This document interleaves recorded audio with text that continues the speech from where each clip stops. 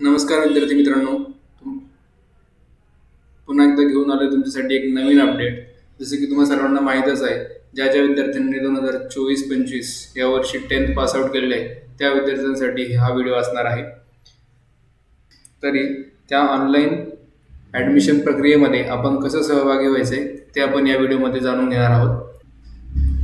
तुम्हाला online admission form कसा भरायचा आहे हे तुम्हाला आज या व्हिडिओमध्ये कळणार आहे.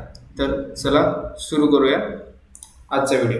बघा, सर्वप्रथम तुम्हाला जायचं आहे तुमच्या क्रोम ब्राउझरवर किंवा एज, तुम्ही जे कोणतं ब्राउझर तुम्ही यूज करत असाल तिथे गेल्यानंतर तुम्हाला सिम्पली गुगलवर सर्च करायचं आहे महा FYJC ॲडमिशन.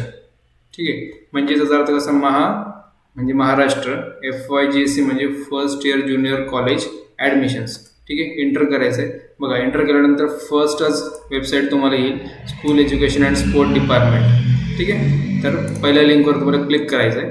पहिल्या लिंकवर क्लिक केल्यानंतर बघा असं इंटरफेस तुमच्या समोर ओपन होईल. ठीक आहे, बघा इथे तुम्हाला ह्या कॉर्नरमध्ये स्टुडंट रजिस्ट्रेशन म्हणून एक टॅब दिसत असेल. ठीक आहे, त्या टॅबवर तुम्हाला क्लिक करायचं आहे.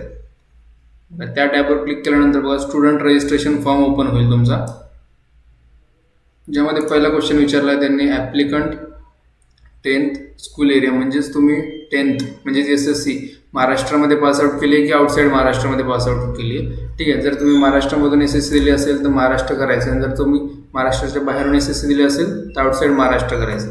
ठीक आहे, त्याच्यानंतर ॲप्लिकंट स्टेटस, म्हणजे तुम्ही फ्रेशर होता, रिपीटर होता की प्रिव्हियसली पास आउट, म्हणजेच की तुम्ही 2023-24 साली पासआउट आहे की तुम्ही 22-23 साली पासआउट आहे, त्या विद्यार्थ्यांसाठी हा टॅब असणार आहे. रिपीटर म्हणजे तुम्ही 10th रिपीट केली असेल तर हा टॅब आहे, आणि जर तुम्ही फ्रेशरच असाल तर तुम्हाला हा टॅब सिलेक्ट करायचा आहे. मोस्टली मुलं फ्रेशर असतील अशा अपेक्षा तर मी फ्रेशर क्लिक करतो. त्याच्यानंतर बघा 10th standard or equivalent examination board, म्हणजे तुम्हाला SSCला बोर्ड कोणता होता, म्हणजे तुम्ही 10th कोणत्या बोर्ड थ्रू दिली. बघा SSC आहे, CBSE आहे, CICSE आहे, IB आहे, भरपूर सारे बोर्ड आहेत. किंवा तुमचा बोर्ड जर यामध्ये नसेल तर तुम्ही अदर्स बोर्ड हा पण सिलेक्ट करू शकतो, जो की लास्ट ऑप्शन आहे. ठीक आहे, तर आपला SSC होता तर मी SSC क्लिक करतोय. बघा तुम्हाला इथं 10th सीट नंबर विचारला जाईल, म्हणजेच तुमच्या हॉल तिकीटवर जो तुमचा सीट नंबर आहे किंवा रिझल्ट बघताना जो तुम्ही सीट नंबर एंटर केला होता तो सीट नंबर तुम्हाला एंटर करायचा. तर बघा मी एका माझ्या स्टुडंटचा सीट नंबर एंटर करतोय. ठीक आहे, एंटर केल्यानंतर बघा नेक्स्ट स्टेप आहे मदर्स नेम. तर तुमच्या आईचं नाव तुम्हाला इथे टाकून घ्यायचं आहे, जे की सेम तुम्ही हॉल तिकीटवरही बघू शकता किंवा तुमच्या रिझल्ट जो लागला आहे त्यावरही तुम्ही बघू शकता. ठीक आहे, बघा तुम्ही सीट नंबर टाकल्यानंतर आणि मदर्स नेम टाकल्यानंतर इथं व्हेरीफाय नंबर हा एक ऑप्शन येईल. ठीक आहे, यावर क्लिक केलं की बघा तुमचं सर्व डिटेल्स तुम्हाला तुमच्या टॅबवर दिसतील, म्हणजे नेम ऑफ द ॲप्लिकंट, तुमचं नाव काय आहे, ठीक आहे, तुमच्या आईचं नाव काय आहे, हे सगळं दिसेल. जर तुमची ती इन्फॉर्मेशन करेक्ट असेल तर येस करेक्ट असं करायचं आहे. ठीक आहे, करेक्ट केल्यानंतर बघा मंथ ऑफ एक्झामिनेशन विचारलं जाईल तुम्हाला. ठीक आहे, जर त्यांनी मार्चमध्ये दिली आहे आणि जे रेग्युलर आहेत त्यांनी ऑफकोर्सली मार्चमधून दिली असेल, आणि बाकीच्यांनी त्यानुसार त्यांचं टॅब सिलेक्ट करायचे, जे की तुमच्या हॉल तिकीट किंवा रिझल्टर असेल तो महिना तुम्हाला इथे सिलेक्ट करायचा. ठीक आहे, तर आपण मार्च सिलेक्ट करतोय. बघा इयर ऑफ एक्झामिनेशन ऑटोमॅटिकली हा येऊन गेलेला आहे, आणि नेम ऑफ द ॲप्लिकंट इथे ऑटोमॅटिकली येऊन जाईल. ठीक आहे, नंतर तुम्हाला इथे एंटर करायचं आहे मेल ID. ठीक आहे, तर आता आपण इथे मेल ID टाकून घेऊया.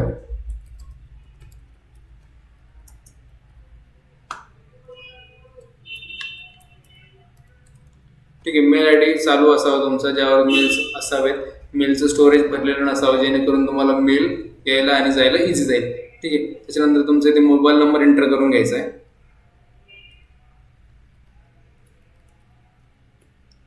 ठीक आहे, मोबाईल नंबर एंटर केल्यानंतर बघा सिक्युरिटी क्वेश्चन इथे तुम्हाला एक विचारला जाईल. यापैकी कोणताही एक सिक्युरिटी क्वेश्चन तुम्ही चूज करू शकता, जसं की who is your best friend मी चूज करतोय, आणि सिक्युरिटी क्वेश्चन आन्सर तुम्ही तुमच्या बेस्ट फ्रेंडचं नाव इथे एंटर करू शकता, किंवा जे कोणतं क्वेश्चन तुम्ही सिलेक्ट करताय त्यानुसार तुम्हाला इथे नाव एंटर करायचं आहे. ठीक आहे, तर मी आता इथे जस्ट एक म्हणून एक्झाम्पल म्हणून सेट करून देतो. ठीक आहे, त्यानंतर बघा पासवर्ड विचारला जाईल तुम्हाला. तर पासवर्डमध्ये तुम्हाला सिंपल पासवर्ड ठेवायचा, जेणेकरून तुमच्या लक्षात राहील. तुमच्या नावावरून ठेवा किंवा दुसरं काही ठेवा चालेल, फक्त तुमच्या लक्षात राहील, आणि पासवर्ड लिहून ठेवा, जेणेकरून तुम्हाला कधीही तो काम येईल. ठीक आहे, तर आपण इथे आता पासवर्ड एक एंटर करून घेतोय. पुन्हा तोच पासवर्ड आपल्याला नेक्स्ट टॅबमध्ये टाकायचा आहे. त्याच्यानंतर खाली बघा कॅप्चा विचारला आहे, ठीक आहे. तर जो समोर तुमच्या टॅबमध्ये दिलेला असेल तो same as it is captcha तुम्हाला एंटर करून घ्यायचा आहे, ठीक आहे. बघा पूर्ण झाल्यानंतर तुम्हाला पूर्ण एकदा फॉर्म बघून घ्यायचं आहे, तुमचं नाव वगैरे, तुमचा ईमेल आय डी बरोबर आहे का, फोन नंबर बरोबर आहे का, सिक्युरिटी क्वेश्चनचा आन्सर बरोबर आहे का, सगळ्या गोष्टी बघून घ्यायची, ठीक आहे. या रजिस्टर बटनावर तुम्हाला क्लिक करायचं आहे, ठीक आहे. त्याच्यानंतर बघा तुम्ही वाटलंच तर हा गुगल पासवर्ड वगैरे सेव्ह करून ठेवू शकता, ठीक आहे. तर सेव्ह करून घ्यायचं आहे. त्याच्यानंतर बघा इथे तुमचं नाव येईल वरती, त्याच्यानंतर एक कोड दिलेला जाईल तुम्हाला, ठीक आहे. तो कोड लॉग इन कोड असेल, त्याच्यानंतर log in I D and password has been send to your register mobile number. बघा लॉग इन आय डी आणि पासवर्ड तुमच्या रजिस्टर मोबाईल नंबरवर सेंड केला गेलेला असेल, ठीक आहे. त्याच लॉग इन आय डी पासवर्डवरून तुम्हाला आता लॉग इन करायचं आहे, ठीक आहे. Kindly note down the log in I D, the unique log in I D, म्हणजे तुमचं log in I D unique असणार आहे. त्यानंतर पासवर्ड हा तुम्हाला कुठे शेअर करायचा नाही आहे, ठीक आहे. त्याच्यानंतर खाली बघा प्रिंट किंवा प्रोसीड टू लॉग इन असा एक ऑप्शन आहे. बघा हा जो लॉग इन आय डी आहे तो तुम्हाला नीट लिहून ठेवायचा आहे. जसं तुम्ही पासवर्ड लिहून ठेवलं तसंच तुम्हाला हा लॉग इन आय डी आता लिहून ठेवायचा आहे, कारण की या पुढची सगळी प्रोसिजर या तुमच्या लॉग इन आय डीवरून चालणार आहे, ठीक आहे. आता तुम्हाला प्रोसीड टू लॉग इन या बटनवर क्लिक करायचं आहे. बघा इथं तुमचं लॉग इन आय डी मागेल, पासवर्ड मागेल आणि कॅप्चा मागेल, ठीक आहे. आता लॉग इन आय डी आपण कॉपी पेस्ट केला होता, ठीक आहे. त्याच्यानंतर आपण कॅप्चा टाकून घेऊया. इथे तुम्हाला तुम्ही एंटर केलेला पासवर्ड टाकून घ्यायचा आहे. त्याच्यानंतर बघा खाली एक ऑप्शन असेल कीप मी साइन इन. जर तुम्ही तुमच्या पर्सनल डेस्कटॉप PC वगैरेहून करत असाल तर तुम्ही हा ऑप्शन क्लिक करू शकता. जर तुम्ही सायबर कॅफेन वगैरे फॉर्म भरत असाल तर हा ऑप्शन ऑफ करून ठेवा, ठीक आहे. तर मी सध्या आता घरून भरतो आहे म्हणून मी yes keep me sign in करतो आहे. त्यानंतर लॉग इन या बटनावर क्लिक करायचं आहे. बघा लॉग इन या बटनावर क्लिक केल्यानंतर बघा पहिले तर तुमची इन्फॉर्मेशन येईल, तुमचं युजर आय डी येईल, त्याच्यानंतर टायमिंग, युजर टाईप येईल आणि तुमचं नाव येईल. तर सिम्पली तुम्हाला काय करायचं आहे, इथं बघा डॅशबोर्ड किंवा हे असं टॅब जर ऑप्शन तुमच्यामध्ये दिसत असेल तर तुम्हाला त्या टॅबवर क्लिक करायचं. बघा त्या टॅबवर क्लिक केल्यानंतर बघा असं ऑप्शन्स ओपन होतील तुमच्याकडे, ॲप्लिकेशन फॉर्म पार्ट 1, ठीक आहे. त्यावर तुम्हाला क्लिक करायचं आहे. नंतर registration details, personal details, address details, हे सर्व डिटेल्स तुम्हाला फिल करत जायचे. रजिस्ट्रेशन डिटेल्स जे तुम्ही लॉग इन करताना फिल केले होते तेच असणार आहे सेम, ठीक आहे. ते डायरेक्ट फील्ड असतील, त्याच्यात तुम्हाला काहीच करायचं नाही आहे. तुम्हाला सिम्पली खाली सेव्ह अँड नेक्स्ट या ऑप्शनवर क्लिक करायचं आहे, ठीक आहे. आता अपडेटेड सक्सेसफुली असं एक ऑप्शन आहे, ठीक आहे. त्याच्यानंतर तुम्हाला पर्सनल डिटेल्सवर जायचं आहे. तिथे बघा तुमचं नेम, मदर्स नेम आणि जेंडर ऑलरेडी फील्ड असेल. जस्ट तुम्हाला डेट ऑफ बर्थ तुमची एंटर करायची आहे, ठीक आहे. तीच डेट ऑफ बर्थ एंटर करा जी तुमच्या शाळेत तुम्ही दिलेली असेल किंवा जी तुमच्या TCवर असेल, ठीक आहे. तर आपण आता इथे डेट ऑफ बर्थ एंटर करून घेतोय.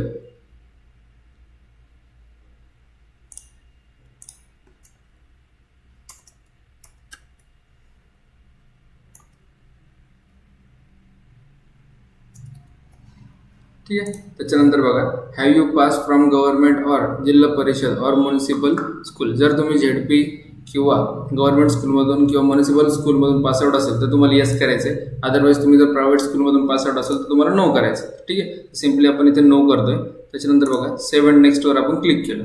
बघा applicant personal data created successful. त्याच्यानंतर थर्ड टॅब जो आहे तो ॲड्रेस डिटेल्स आहे, ठीक आहे. इथे तुम्हाला तुमचा ॲड्रेस टाकून घ्यायचा आहे. जो काही तुमचा ॲड्रेस असेल घराचा किंवा तुमच्या आधार कार्डवरचा तो ॲड्रेस तुम्हाला इथे टाकून घ्यायचा, ठीक आहे. तर आता आपण इथे ॲड्रेस टाकून घेतोय.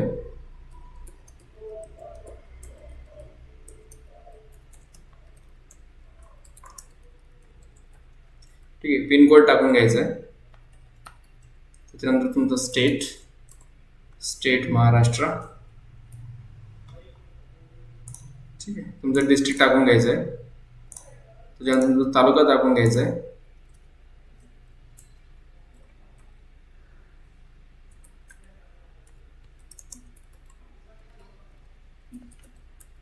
त्याच्यानंतर तुमचं गावाचं नाव टाकून घ्यायचं आहे, ठीक आहे. त्याच्यानंतर खाली बघा मोबाईल नंबर 1 जो तुम्ही रजिस्ट्रेशन डिटेल्समध्ये दिला होता तो मोबाईल नंबर तुमचा ऑटोमॅटिकली येऊन जाईल. दुसरा मोबाईल नंबर मी रिफंड करेल की तुम्ही दुसरा पण मोबाईल नंबर द्या, जो तुमच्या आईचा किंवा वडिलांचा असू शकतो किंवा तुमचा मोठा भाऊ बहीण असेल तर त्याचा असू शकतो, ठीक आहे. तर त्याचा मोबाईल नंबर तुम्ही द्यायचा आहे. त्याच्यानंतर सेव्ह अँड नेक्स्ट या बटनवर क्लिक करा, ठीक आहे. त्याच्यानंतर बघा applicant address details created successfully.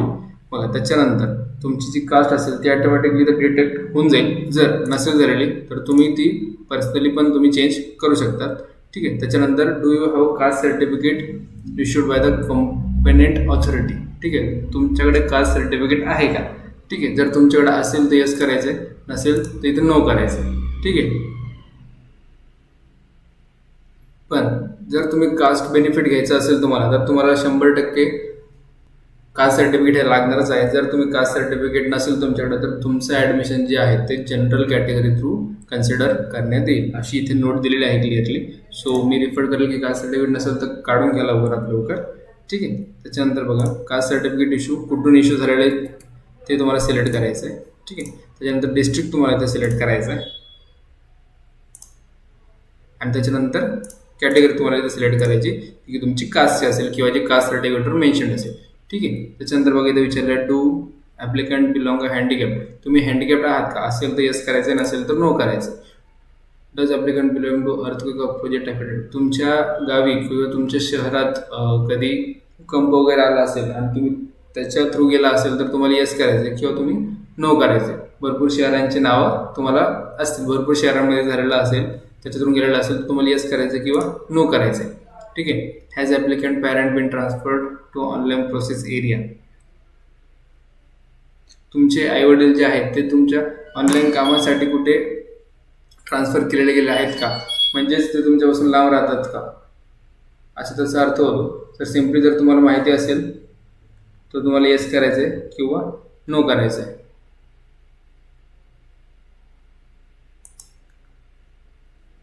ठीक आहे, whether applicant grandparents freedom fighters, म्हणजे तुमचे जे आजी आजोबा होते ते फ्रीडम फायटर्स म्हणजे देशासाठी वगैरे लढलेले आहेत का. ठीक आहे, किंवा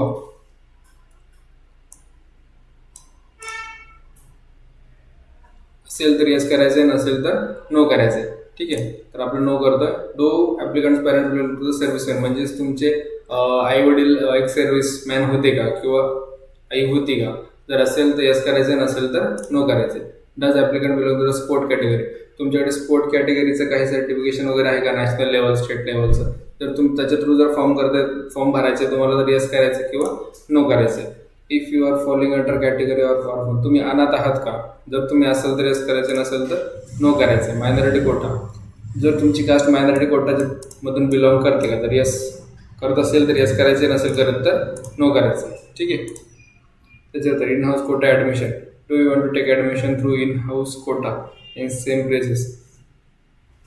जर तुम्हाला इन हाऊस कोटामधून ॲडमिशन घ्यायचं असेल तर येस करायचं किंवा नो करायचं. ठीक आहे, त्याच्यानंतर सेव्ह अँड नेक्स्ट या बटनवर क्लिक करायचं. त्याच्यानंतर बघा तुमचे जे मार्क्स असेल 10th स्टँडर्ड एक्झामिनेशन डिटेल्स, तर तुमचे मार्क्स पास फेल इथे सिलेक्ट करावं लागतं, बट ते वेबसाईट ऑटोमॅटिकली तुमचं फिल करून घेईल. बघा इथे सर्व मार्क्स पर्सेंटेज ऑटोमॅटिकली येऊन जातील. सिम्पली तुम्हाला सेव्ह अँड नेक्स्ट या बटनवर क्लिक करायचं. ठीक आहे, त्याच्यानंतर select a guidance centre from the document verification. त्याच्यानंतर तुम्हाला इथे नेक्स्ट करायचं आहे.